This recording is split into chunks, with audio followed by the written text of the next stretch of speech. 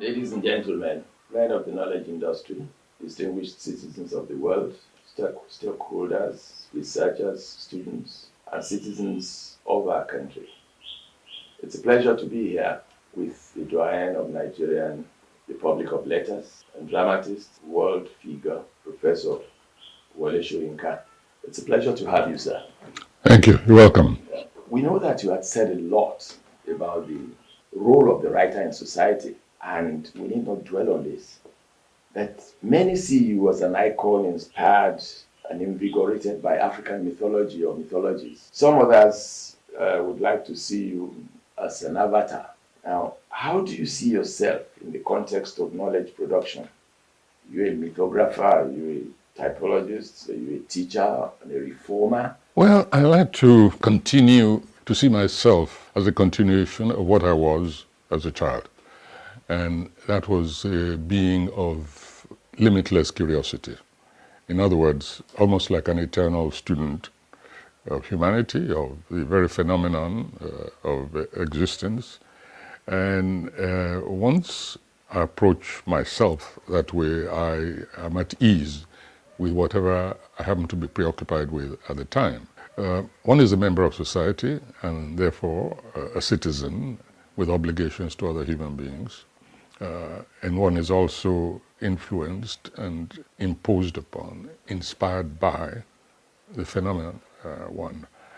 I happen to be very close to nature, so I'm always interrogating nature. Once you start interrogating nature, you enter the zone of mythology.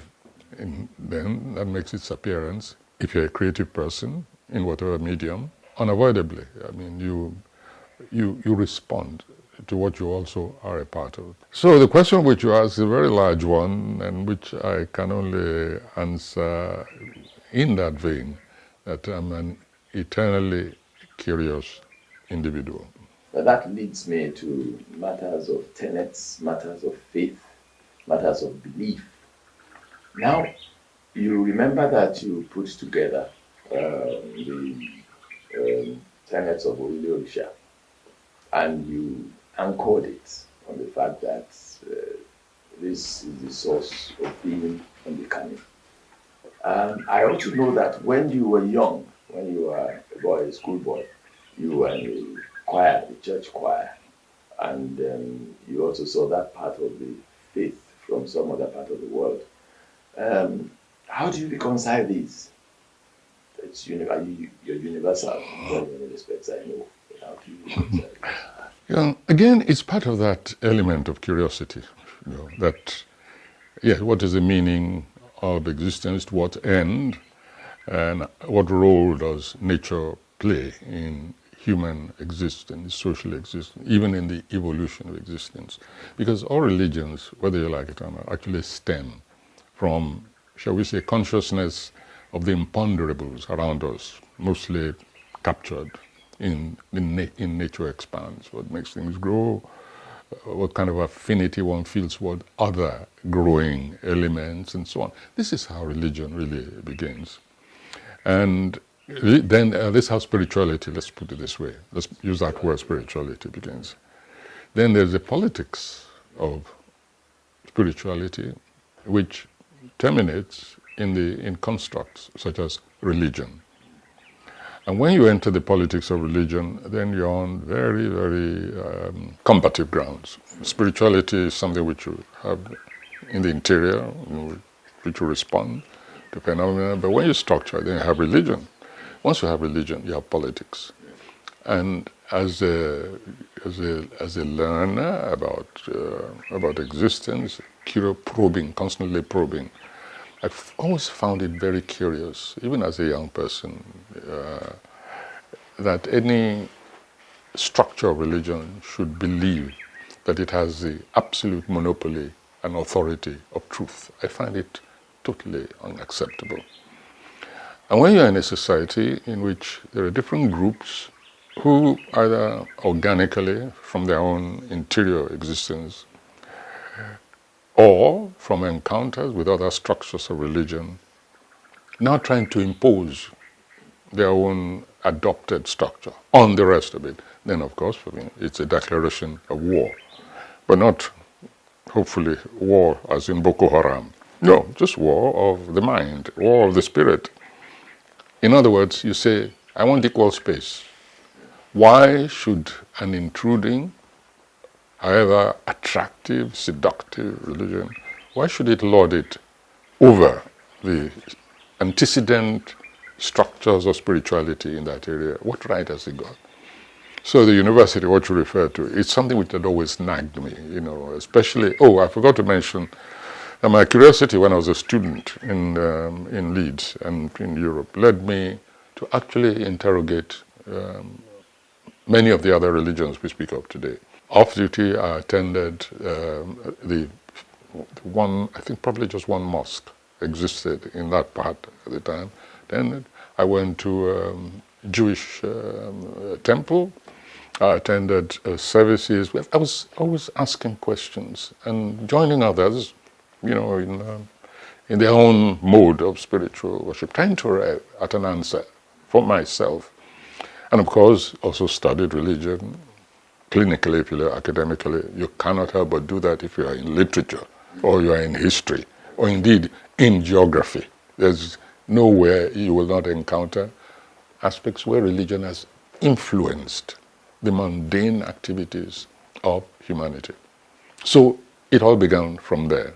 I think that systematic probing of the structure of spirituality began with me when I was in Leeds as a student, among other things, of course.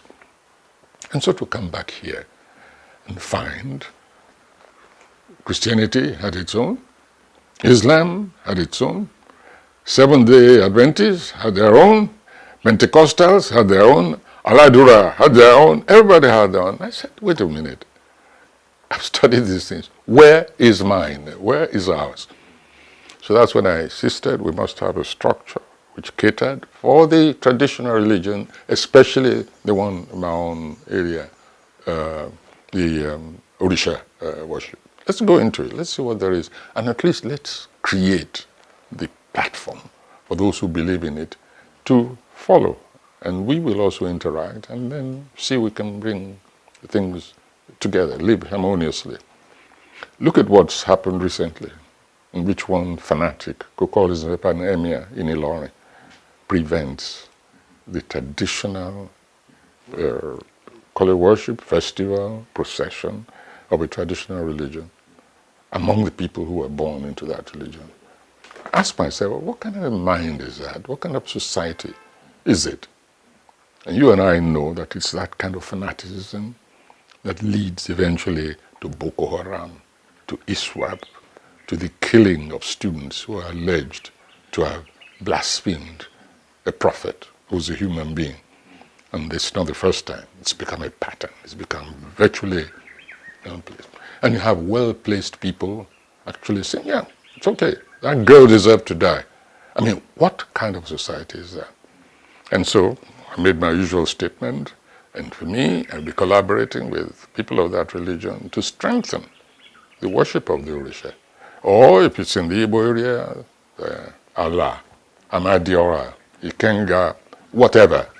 I mean, these are all pathways towards the inquiry into Godhead. And it has lasted millennia and will continue for millennia. So in the meantime, why be so dogmatic that you kill and you prevent others from following their own paths of inquiry? So it all has to do with my refusal to accept dogma in anything.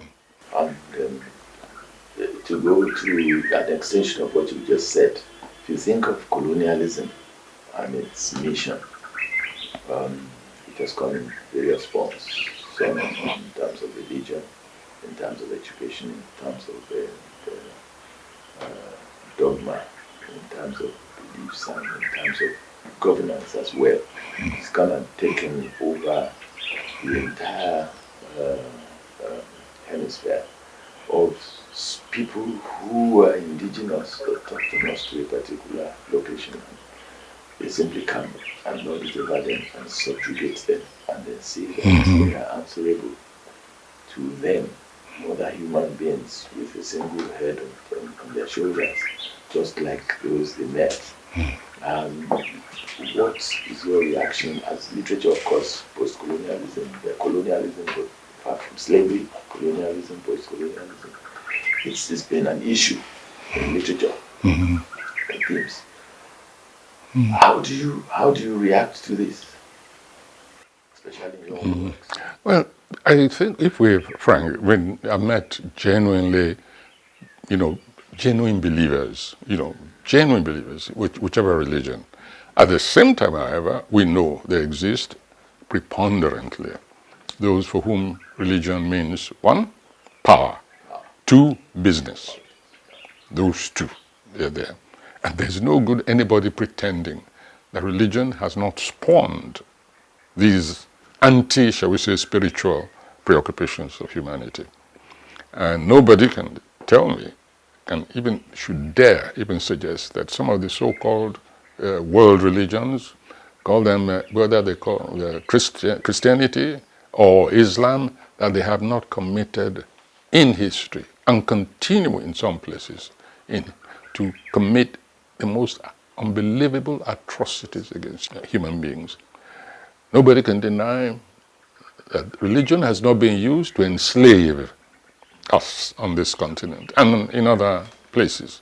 And of course, the advanced troop of colonialism. Who are they? The religionists. Whether Islam or Christianity, they come in, convert the people, and then subjugate them. And the people, of course, because the religion preaches submission, somehow this submission is woven into the politics of encounters with totally alien peoples. And so the entire phenomenon of slavery was also reinforced, authorized, empowered by the religions. And this, of course, shows in a lot of writing, whether in the satirical vein or in the tragic vein. It's the experience which we have on this continent. The phases, your writings are being classified into phases. One, the Orphic stage, they said this was your romanticization or romanticism with nature. And then later on in life, you became a little more combative. And then it went up to a crescendo when this Nigerian Civil War came. And you yourself went from activism, from having fought politicians who rigged elections, to the dictatorship of the military, and then the collapse of the nation state. And the Civil War, your restoration in human altruism, has it been restored, or is it because society is also changing? Well, one responds, again, as I said from the beginning, one responds to phenomena around one, some mundane phenomena or profound phenomena. And my writing, I believe, falls into various categories. There's the combative, militant writing, which referred, for instance, sometimes to my guerrilla theater, in which I create plays, short, short, like little bombs detonating, as I sometimes say, under the bottom of not just power, but society itself, because let us always remember, sometimes society is its own worst enemy. Literally, society behaves in a way that hands itself, that is, people, it's like they lose their collective will. They lose their right to volition, to choice, and just submit themselves to the first overweening power that comes to lord it over them. And I believe that part of the function of a writer, through the very nature of our medium of expression, which is words. Words are far more direct than, sometimes even more than images, as you know, but images sometimes can also, it's all part of artistic production. And so one uses the most available tool to hand. I've used music as well. The Ethical Revolution record. I sometimes boast that I'm perhaps one of the very few Nobelists in literature who's actually waxed the record. But of course that's an exaggeration, but I like to at least make one claim to originality. And so, I mean, literature is both an expression of experience and also a tool for combat. Now, do I think that by the means of literature alone one can not just perpetuate but strengthen, shall we say, even legitimize, empower humanity? Yes, but not alone. Literature is just one of the many means towards achieving what I call a state of humanistic equilibrium, where we're able to balance authority and power on the one side with the right, the volition, and the welfare, the claims, the entitlements of humanity like fundamental human rights.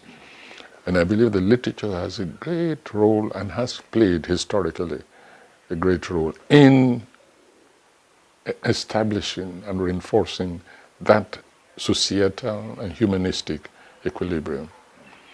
Unfortunately, especially in our societies, we see constantly so many steps being taken backwards.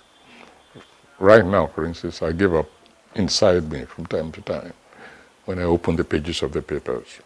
And what do I read? Another village has been razed of the map. We're talking now, it's become 3 figures, not just single figures, but double figures. We're now in triple digits constantly.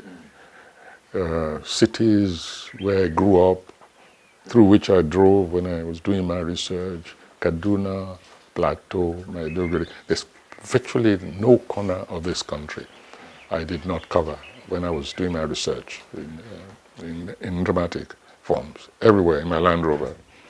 And the sense of society, the sense of beingness, of oneness, of humanity at that time, compared to now, it's just like the difference between the crown of a tall palm tree and the very base. Even basic, fundamental, domestic humanism is being lost. Every day it's either ritual killing for money, or for power, or for position, or who knows, for elections, we never know. And then, or society just somewhere is news of just almost the loss of communal will towards a humanistic choice. In other words, like when there are various choices, is the most atrocious, the most dehumanizing choice that is sometimes made by society. I'll give you just one recent example to move away from the heavy stuff like ritual killing, and rape, and incest, and killing plus rape for this. Just a few days ago, a bunch of purists, I don't know where they come from, in Warri, started flogging women for being improperly dressed. I mean, they've constituted themselves into a volunteer court. And women who they feel their skirts are too short, or they even cited bum shorts. Anyone, so then they seize those women, try them, and they are forced to pay, I think the figure was either 10,000 naira or receive 40 lashes. Now, this is in this century. This is nearly a century after independence. We're not in a theocratic society. We're not. There is no suggestion of us having reversed the clock and gone back in time. But today, this last week, you have a bunch of people flogging women because they say they're improperly dressed. That's what I mean when I talk about society being its own worst enemy. By now, that kind of thing should have been dealt with, almost peremptorily, but the whole of that town, society, should have risen in anger and dealt with those monsters, same way as I believe they should have done in Ilorin, where an emir says the traditional worshippers should not exercise their right of belief, of association, of worship, And we let these things, it becomes the habit, it becomes the norm. I no longer read papers. For me, it's become too depressing. From time to time, of course, my attention is directed at somebody sends me a link, or I'm looking for something, I encounter one of those lurid headlines or op-ed. I read and say, let's see what my humanity has become, in this short span of time. So it's a mixture of fulfillment, professional fulfillment here and there. But ultimately, if the goal, the written or unwritten, declared or undeclared, conscious or subconscious goal of creativity is the enthronement of the loftiest aspirations of humanity, even, shall we say, even the restoration establishment of a lowest common denominator of humanity, below which we dare not go, else we stop claiming the right to be called human. So as long as those are influences and considerations in one's mind, one, I think, has a right from time to time to say, I give up. Very much. So, on that note, how do you see the future of post-colonial societies? Is the post-colonial debacle a closed predicament? Well, it's very sad, first of all, that we should even be using expressions like post-colonial. Because by this time, in my estimate of human advance in a number of directions, whether you're talking about communication means, technology, even philosophy, just the evolution, the formulation of philosophy guided by experiences of the past. I think on the African continent we shouldn't even be using or thinking in terms of a post-colonial society. We should by now, I think, I don't know what expression we would use. I just say use the same expressions others use of their own societies. Each time I hear post-colonial society, I say, when are we going to move beyond, You have other expressions like postmodernism, etc., etc. None of it is absolutely satisfactory, but at least most others are better than. At least I find them more congenial to pronounce than post-colonial society. But I know, of course, what you mean, and I know what kind of society you're talking about. And if we are not careful, we're going to go into a second stage of colonialism, and therefore a second stage of post-colonialism.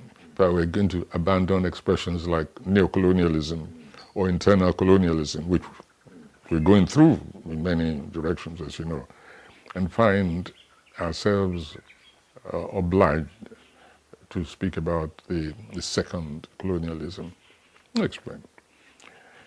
Just as we're getting rid of the former imperators, British, French, German, Italian, etc., even making some of those former colonial powers apologize in one way or the other, make reparations in one way or the other, either through trading relationships or even symbolic gestures like the return of artifacts, and with great fanfare and with negotiations still going on, with people like WS saying, look, let's make a deal. You return everything that you've stolen, and we'll forgive you the crimes of colonialism, all kinds of formula going on. Just as this is taking place, what do we encounter? And something which has been going on for decades, acknowledged publicly, until recently, we now have embedded neo-colonial forces on our territory, almost running pari passu with the post-colonial governances. I'm talking like the Wagner group of the Russian policy, for instance. For a long time, if you mention the Wagner group, they say, oh yeah, you brainwashed people, this is all a neo-colonial mentality and so on. And we kept saying, listen, they're here. They are all over the place. They've been in Central Africa, they've been operating in Mali, of course, and along some areas of the West African sub-region, but very much in Central Africa, Congo, for instance. And now they are coming out frontally. They are not just embedded, as I said, but they are becoming integrated into the governance of various areas. And we see how people, including national leaders, sufficiently naive or simplistic as to consider this a sign of political independence, development. That is, if you criticize them, they say, oh, you are post-Western. But what we are saying is a plague on all your houses. And it's about time, and a call to ourselves, to really take the reins of our existence in hand, culturally, economically, politically. I'm astonished to find that there are leaders who don't find it embarrassing that when a war breaks out in Ukraine, we are so affected that the leader of the entire African Union finds himself compelled to run over there to go and beg that please at least let the grain come through to feed our own people. And if you say, as we do, I've lectured, saying that this is a shame, this is a disgrace. And it's not just now. I don't know, as I've said in some recent lectures, I don't know how many conferences I've attended on food security, for instance. In Uganda, even in Paris, in Munich, as a kind of side issue, one I missed going to India about food security for the African continent.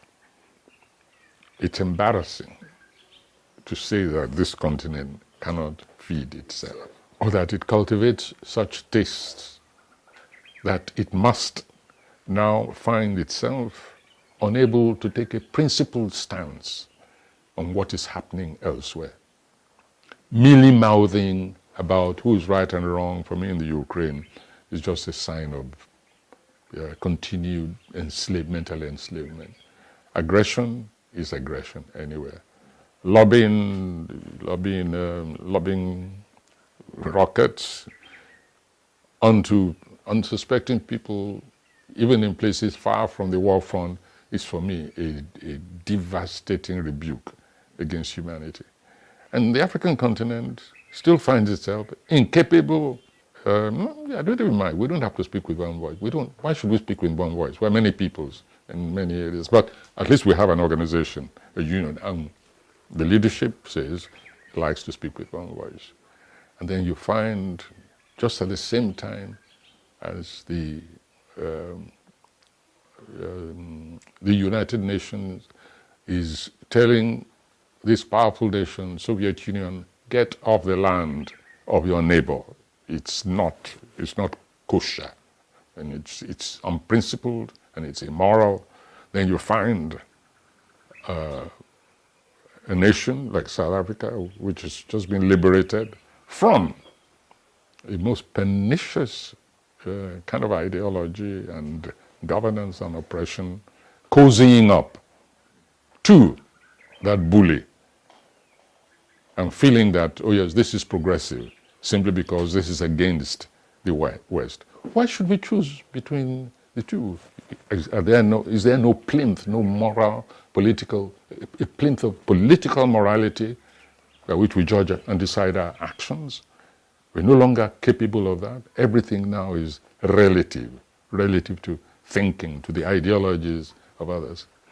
So I sometimes wonder if ever we'll be able to extricate ourselves completely from that, as well as this Kolo mentality, no matter who's the Kolo pulling the strings, to be able to stand up and say, look, this is where we stand, this is our historic experience, we know what it is to be colonized, we know what it is to be divided up, we know what it is to even till today, to have ourselves bearing foreign scars, but proudly, etc., etc. It makes me wonder just what progress means, and the understanding we have of true liberty, of true freedom, of which we can be proud. Well, there's an atavism because the quality of leadership is so abysmally low that it's very difficult to entrust your welfare, to entrust your thinking, to entrust your planning to any of those people who come forward each time. And now, thugs from motor parks are contesting, saying that they will lead the nation. They will lead who?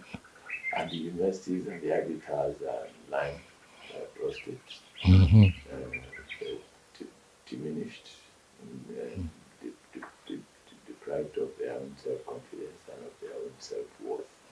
Nothing is. In fact, many of them are even running to join these so-called politicians. This doesn't lead anywhere. I don't know what we did to have reversed especially training in leadership. It used to be much better. But we've experimented with all kinds of governance strategies, Westminster, American system, military, dictatorship, and so on and so forth. None seem to have worked, and none is indigenous. Is it that we're incapable of originating something as a people? Or is it that slavery and colonialism have just driven all the initiative and the originality we had from us? Well, there was a time, I hope that time is past, I hope so, but I wonder, a time when all of us, especially in our youth, it was shortcut, quote unquote, revolution. But we know what revolution actually entails. We know that very often it eats up its best minds, that it's an easy way out and it's a short-term out. It takes a miracle to find the kind of leadership to emerge from a revolution which is deserving of the sacrifices made for that revolution. Look around the continent today, what's happened. The one or two who seem to be about to make that miracle happen, of course, they're cut down in their prime. And it's back to worse. It's not even starting all over again, but several steps backwards. We learned our lesson from military intervention.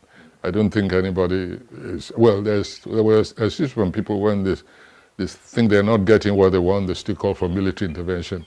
I just looked, I said, when we will end? When on earth we will end? So it's a question of getting back, and I've talked again and again about the possibility of, in this country for instance, of having a genuine indaba, a genuine conversation which goes on for almost an entire year. It can happen anytime, it can begin tomorrow, doesn't matter who's there, but who is sufficiently concerned to say, all right, let's bring everybody together. Let's have a continuing conversation for a whole year. And in the process, while governance is going on, extract from the discussion certain principles which we think can guide us into an authentic, quote-unquote, post-colonial future. I believe that until that is done, until all energy, all focusing is who seizes power, without a consciousness of saying, okay, when I get there, I can initiate this radical, genuinely revolutionary process and see if you can create a new being out of the rubble of the present, not just of the past. It may not happen here, it can happen in any of the countries, and then others will look at what's happening in that country and say, this is a possible model to follow. Will it happen ever? I don't know. We don't know. Now, we can't think of Africa without thinking of its diasporas, because we share the same fate, more or less. And when you go, you find the same kind of milestones, the same kind of phenomena in all of the places. The last of them with whom I was fortunate to interact just before he died. I think I conducted the last interview was C.L.R. James. I went to the phone in Brixton. And I then said, what has happened to us? Look at the hopes and the aspirations and the positive vibes that you people generated and to prepare us for getting into post-independence. And what has happened? And same is happening. It's reverberating, of course, around the various corners of the world where those of us originally from Africa live. And he said that that was true. That look, you see, because of our history, this is also happening to us here. Do you think that there is a sense in which the diasporas can all come together with the mother continents? I'm glad that you asked that question because that happens to be my private obsession. Well, not so private. And C.L.R. James, of course, is, I always call him my ideological uncle. I was very fond of him. He's one of the earliest Marxists I met who was not a dogmatic, a textual Marxist, or a real pragmatic Marxist. Very committed, and we interacted a couple of times. And I brought him, in fact, into the association, the first continental Writers' Union that was later replaced by Power. This was the UWAP, Union of Writers of the African Peoples. And of course, the purpose of that organization, the emphasis was Africa does not end where the Atlantic Ocean begins, no way. And that the diaspora continues to be part and parcel of this continent.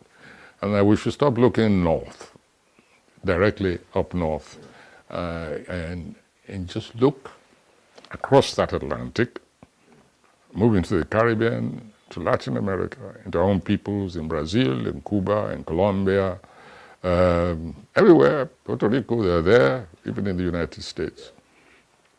And bring back as many as we can, tempt back, seduce back as many as we can. This has been an old agenda of mine, which in fact was, I thought at one time, taken seriously by one of our former military dictators. I will not mention the name, but I'll give him credit. Not your neighbor. Not your neighbor. I give him credit that he actually backed it, with resources, because simultaneously with the literary association, we then created the scientific section, sister body, and we invited and he accepted Professor Shekanta Diop of Dhaka to be the president of that. And I remember JJ and the late, I don't know if he's late, I think he ended up in Canada. I haven't heard of him for many years, however. He's a biochemist. Yes. I remember we undertook a trip, which we went around, went to Peru, and the other Latin American countries, and we met the technologists, these inventors, etc., and a project was set up to try and bring them back, invite them back to the continent and use their acquired skills, many of them very knowledgeable and very efficient, but it petered out. Then when I was running the Black Heritage series in Lagos, one of the prime targets was to have what we called the Heritage Voyage of Return, in which there be a reverse voyage of the slave route. And they will come back, a kind of mini armada of one boat or two boats, all depending on the, the resources and availability. And we even did a trial run of 2 nights in which the boat took off, because the mayor of Palermo is very much in favor of this project. So we did a trial run between Palermo and Turin, or was in Naples, I get confused because the mayor of one or the other came on board to greet us and so on and so forth.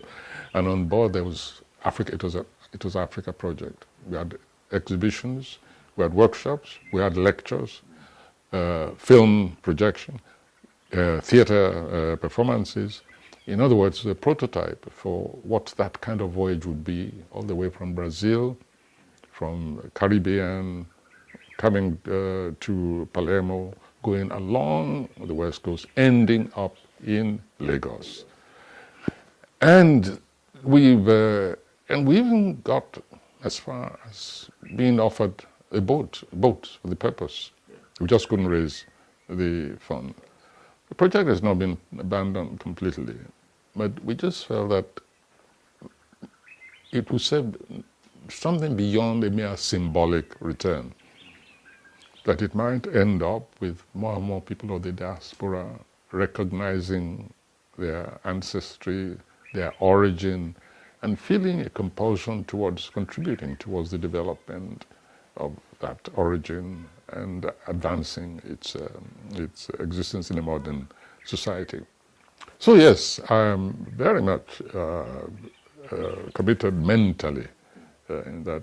I was in Brazil quite recently, and the project has been taken up again and might come to fulfillment next year, I don't know, but the structure is there. It's just a question of the will. And we very nearly did it in the last Lagos Black Heritage Festival under Fashola. It very nearly happened. It may still happen, but it's somewhere to begin. We've got to begin somewhere. And why shouldn't we look to our own people who at least have acquired different skills, different outlook on life, and in this modern age in which a different technological language is being spoken by our children. So you and I are probably total illiterates. And so bringing them close, bringing them to those people who have sort of matured in that kind of scientific environment, technological environment, might actually help us just jerk ourselves out from this kind of shadow of the. Some intellectuals put the pressure on me that whenever I met with you, I should emphasize one thing from your literature. I think they will want to hear you if everybody will be seeing this. Now, there's an aspect of your vision, your literature, which I mentioned earlier.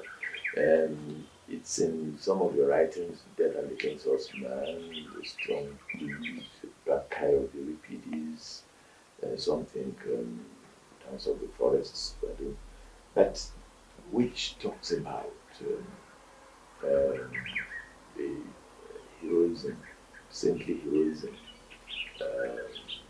human sacrifice, in which you have the same something almost like the sacrifice of Christ, which we have seen in your works. The thread has gone through. What, because of course many of your characters, some of your characters, the major ones, are completely selfless. And you have the vision that they will liberate their own societies. They look forward, you look for genuine leadership, for that quality of spirit. So now, I know that the Marxists took you up at some point with you weren't beaten to it, they retreated. Will this amount to, when you look ahead, when you're talking about utopia, about that future?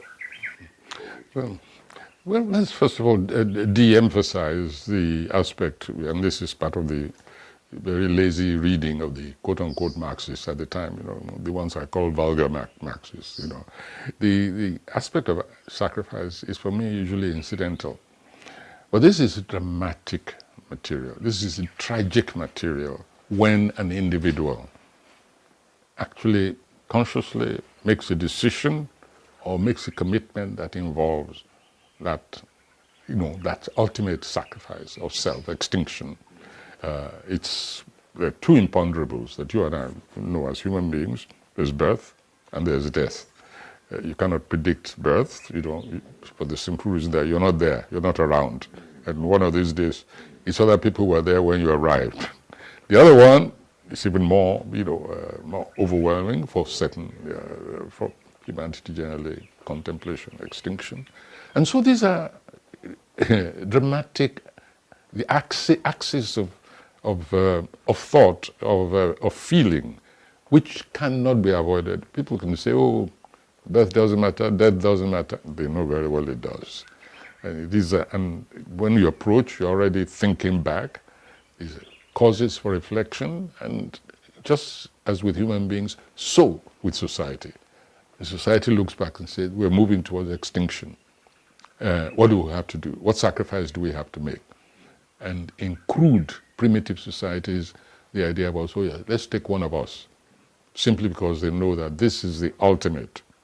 And so the thinking at that time, which let's us hope humanity has transcended, the ultimate is a symbolic gesture to the unseen forces for the progress of the rest. There's some logic to it, but at the same time, it's a very barbaric form of logic. And we know that there are other ways of sacrificing. So this is something which, unfortunately, the Marxists, with their very their tunnel vision of society, which they feel, oh yeah, this contradicts this sense of progress. That doesn't mean it shouldn't be dramatized. It's there, it's material. Why shouldn't it be used? Especially side by side with other different kinds of... Anyway, let me not waste my time anymore on that particular controversy. It's there, and I'm glad there's nothing which can stop dramatists in any culture, or novelists, or poets, or musicians, or painters, or carvers, representing such imponderables, such extreme moments of human consciousness in their works. Is given. Now, what do we do when we say we transcended that moment? That is where the entire social consciousness of the collective effort comes in. That is where even ideology comes in, that it's wrong. And it's the death of society when just a few monopolize the resources, the well-being, the opportunities of society. So we enter the moral stage, which has transcended the symbolic, where we say, okay, things are not going very well, therefore we sacrifice one person. We transcended that stage, no question. But the lesson implicit in it cannot be abandoned. The fact that in one form or another, deprivation, social deprivation in one form is necessary even for society to be able to make progress. You cannot expect that existence is constantly rosy. Any society which does that is already on its way to death. So there has to be that consciousness where the sacrifice is made through the effort of humanistic creativity, technology, whatever, new philosophy, philosophical guidance for society, which does not depend on the tyranny of theory or the concept of some external force which demands meaningless sacrifice. So it's a continuing process. Our final question. Those of you who are pioneers, in very many respects pioneers, you have come, you have seen, you've conquered, you've contributed your bit. But young people, those whom you have spawned over generations, your mentees, children, grandchildren, are moving away in droves from our shores. They hate their country now. Some of them don't want to come back. So if they do come back to build on the clinics or the ashes of the achievements that those of you pioneers have had, that you built, the structures you built, where can they pick up the thread? Or how should they pick up the thread? Okay. Yeah, you've asked a practical question. First of all, they should not come back unless they are prepared to sacrifice. That's the first thing. They take on, this is our target, this is destination, this is a certain price we have to pay for an ultimate harvest. That frame of mind is absolutely essential. And I say this in practical terms because I know some who have come, whom I've induced to come, and the next thing I heard from them, they're back there, say, sorry, we tried, we didn't have job fulfillment. Simultaneously, the receptor society must understand also that it must sacrifice in order to, at least to ensure that this talent, this new brain wave, this new wave of brain power, mental power, deserves also to be looked after in a way in which not necessarily the level, style existing in which they were accustomed, but at least there's got to be a mutual approach. We've got to understand that. When President Wade in Senegal, for instance, after the Haitian earthquake, when he invited some of the people there, said, come back, we'll give you land, and we'll make sure Senegal is not a very arable place, but we will not even give you the non-fertile, we'll give you the fertile part of the land. That's that sense of deprivation for those who are there, to some extent, those Senegalese, but at the same time, is a far-sighted thinking. Far-sighted thinking. Maybe it was just rhetorical, but we have to cite it, at least as a statement of intent. And he said, come over there, we'll make sure you have all the facilities to build a new life. For me, this is the kind of approach which we need. Why different from that of the military? At one time, remember, they set up a committee to go around the world and see why there's so much brain exodus from Africa. They went to, where didn't they go? Collected the ESTA code, had a great time under a military, and then what was their conclusion? They said, nothing to worry about. This is Nigeria's Peace Corps movement to the outside world. At that point, I tell you, I wanted to exodus completely, permanently.